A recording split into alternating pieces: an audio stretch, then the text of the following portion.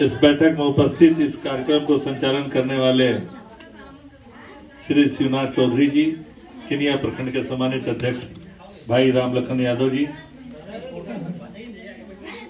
गढ़वा से चल के आए पूर्व शिक्षक श्री अवध सिंह जी, यहाँ पर हमारे काफी शिक्षक बिंद हैं, श्री फिरोज जी, श्री राजेश्वर सिंह जी, श्री निजाम साहब, जमील साहब, अमित सिंह जी, और कौन छूट रहे हैं शिक्षक? गुड्डू सिंह जी, राजेश्वर सिंह जी, तो मनीष सिंह जी, सभी सम्मानित शिक्षकों का मैं हृदय से अभिनंदन और स्वागत करता हूं। और साथ ही साथ इस गांव के सम्मानित श्री जो बुजुर्ग हैं हम लोगों के बीच में बैठे हुए विपत शर्मा जी, अजय भुइया जी, ननकू भाई बैठा जी, देवंती देवी जी, कुंती देवी जी, गीता कुंवर जी, बच्ची कुंवर जी, राजेश्वर राजेंद्र भुइया जी, अमरजीत कुमार जी, कमलेश कुमार जी, गोरख सिंह जी, उषा देवी, गुड़िया देवी, सुनीता देवी, खालिद अंसारी साहब, सभी उपस्थित महानुभाव, मैं सबों का हृदय से अभिनंदन और स्वागत करते हुए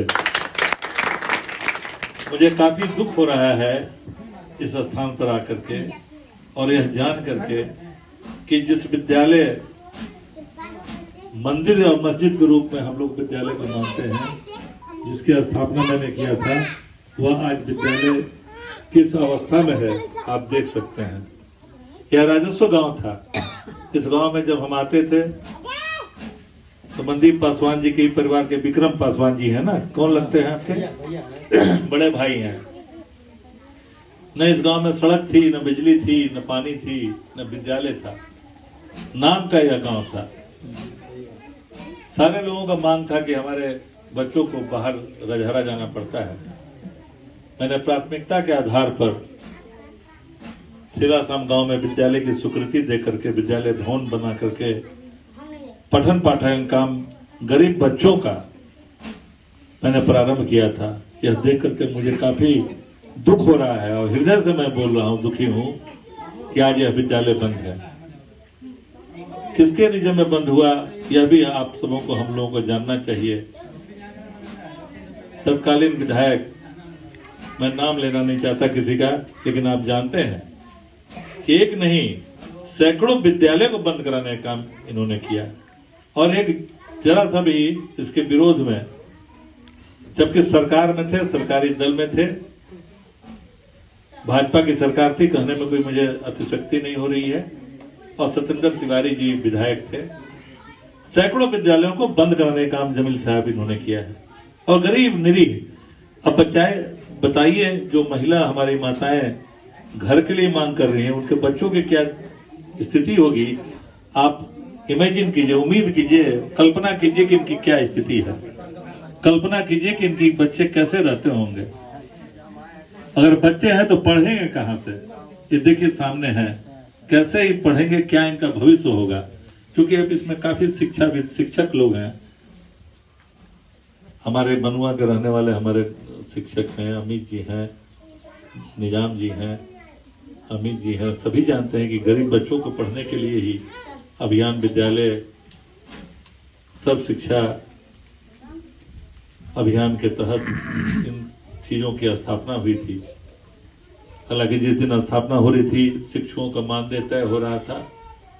तत्कालीन भाजपा की सरकार में प्रदीप यादव शिक्षा मंत्री थे, बाबूलाल मरांडी जी मुख्यमंत्री थे, राजेश्वर सिंह जी 1000 रुपये मानदेय का जब उन्होंने घोषणा किया कि हम स्कूल खोलेंगे अभियान विद्यालय और 1000 रुपये वेतन गांव के लोगों को मैट्रिक पास कर देंगे, मैंने कहा कि यह बिल्कुल स्वागत योजना है, हम स्वागत करते हैं। हम विपक्ष में थे, लेकिन यह जो मानदेय आप 1000 रखे हैं यह बहुत ही अन्यायपूर्ण काम कर रहे हैं।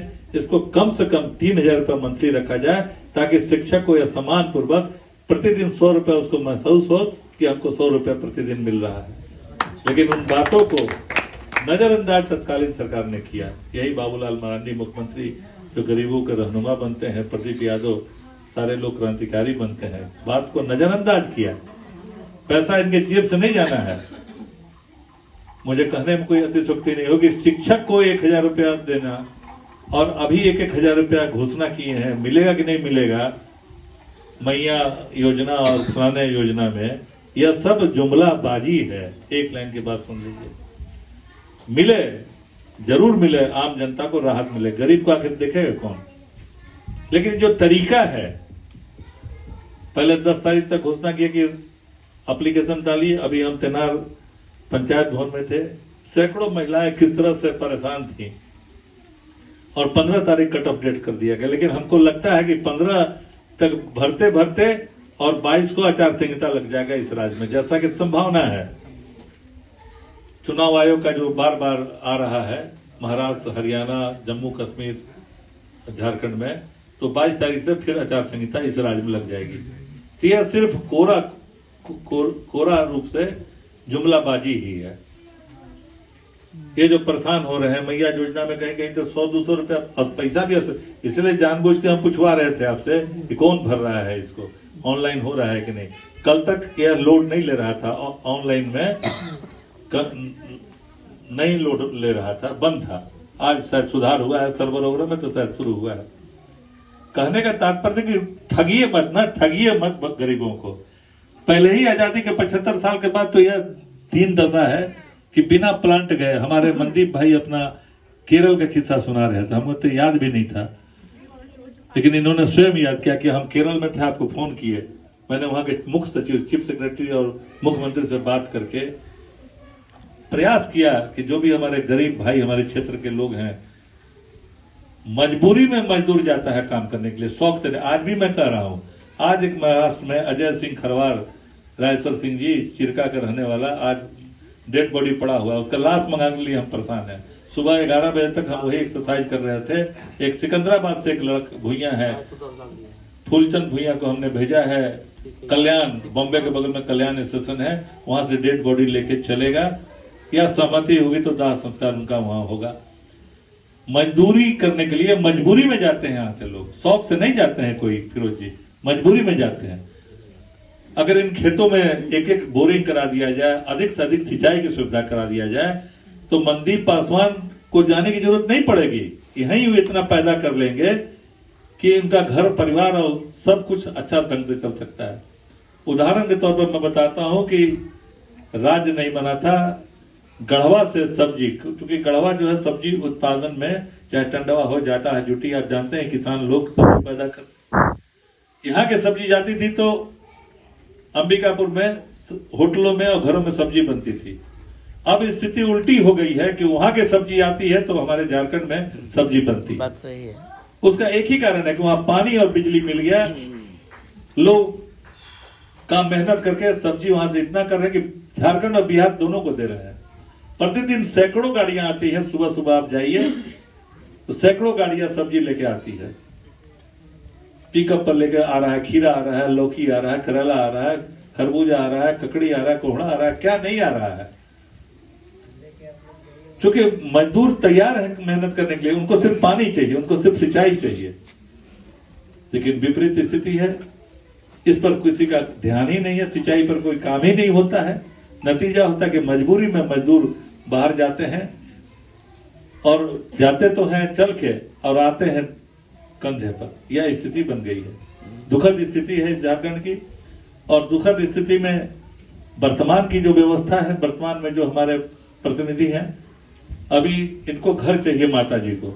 अब इनके पास 30,000 रुपया कहां से आएगा कि अब वो आवास इनको मिलेगा? कहां से 30,000 आएगा कि इनको सिंचाई कूप मिलेगा? और यह पूरे विधानसभा की यही स्थिति है, सिर्फ मेराल प्रखंड ही नहीं, मेराल प्रखंड में तो गढ़वा मुख्यालय में चले जाइए आप, तो इससे भी बदतर स्थिति है। बिना पैसा का कोई काम नहीं हो रहा है। अभी हम हरिजन टोला, बघी टोला में तैनात में थे, एक एक रसीद कटवाने के लिए 5-5 हजार रुपया क्या बोला लोगों ने, बताइए। अशोक जी ने कहा कि पैसा 5,000 लाए हैं तो हम ऑनलाइन रसीद निकालेंगे, तो नहीं निकालेंगे। एलपीसी लेने में लाखों रुपया, 25,000, 50,000 मांगा जा रहा है। ये क्या व्यवस्था बन गई है? कौन नियंत्रण करेगा? सिर्फ और सिर्फ लूट खसोट और ठगने का बात, छलने का बात हमें नहीं कहना चाहिए। ऐसा नहीं है कि हम अपने समय राम राज था सारे लोगों को, लेकिन हम लोगों ने प्रयास किया था।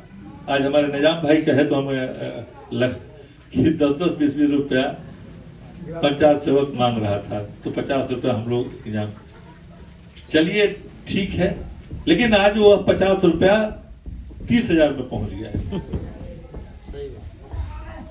तो यह स्थिति कैसे हो, इस पर जरूर चिंतन करना चाहिए। सिर्फ वोट लेके गरीबों को बहला के फुसला के उनके अधिकार का हनन करना, कोई मौलिक काम नहीं होना।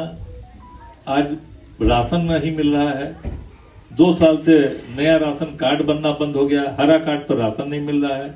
कोरवा पर भैया भाई को 35 किलो हम लोगों ने योजना बनाया था, उसके दरवाजे पर जाएगा राशन, और 35 किलो उनके डोर डिलीवरी सिस्टम का शुरू कराया था।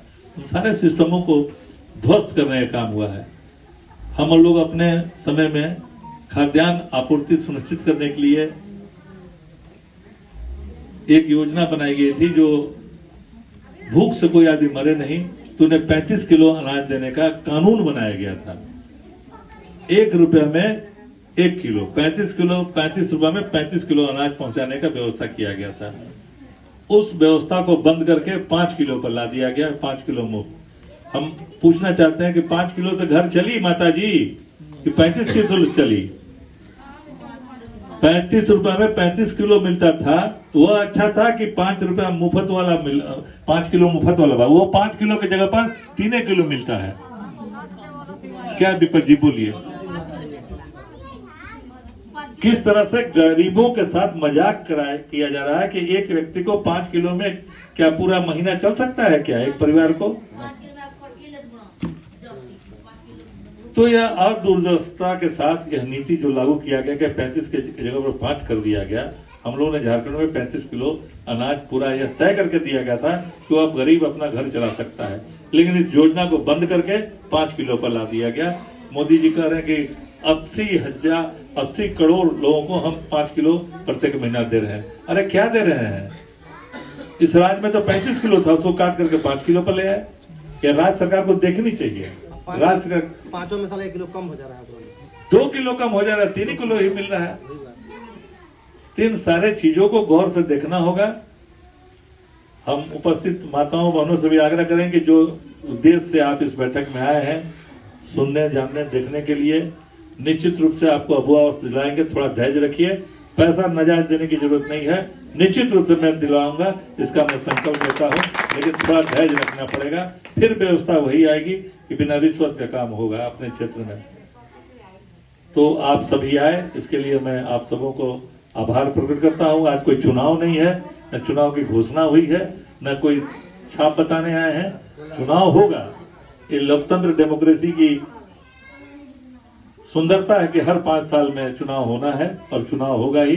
तो चुनाव जब होगा तो आपको विवेक से काम लेना है कि कौन व्यक्ति आपका असली हमदर्द है और कौन व्यक्ति वोट लेके सिर्फ वोट की बात करता है और अपना उल्लू सीधा करता है। मुझे इस बात का बेहद दुख है कि यहाँ आने के बाद मुझे मालूम हुआ कि यह विद्यालय हमारा बंद हो गया है। बेहद तकलीफ के साथ मैं इस बात को व्यक्त आपके सामने कर रहा हूं, लेकिन मैं आपको विश्वास दिलाना चाहूंगा कि पुनः इस विद्यालय को खोल करके मैं दूंगा आपको। फिर बच्चे इसमें पढ़ेंगे, फिर इस बिल्डिंग में, इस भवन में किलकारी गूंजेगी और बच्चे पढ़ेंगे, मध्याह्न भोजन चालू होगा। लेकिन मनदीप जी, आप जैसे लोगों को संगठित होना पड़ेगा, प्रलोभन से हटना पड़ेगा, क्योंकि बहुत बहुरूपिया लोग आएंगे, एक से एक बात करेंगे, आपका कोई बात नहीं करेगा, सिर्फ आपको ठगने का बात जरूर करेगा। तो इन्हीं शब्दों के साथ आप सभी लोग इतने संख्या में आए, इसके लिए मैं आभारी हूं, शुक्रिया अदा करता हूं और पुनः मिलने के बाद आपके बीच में आने का वादा करता हूं। बहुत बहुत धन्यवाद।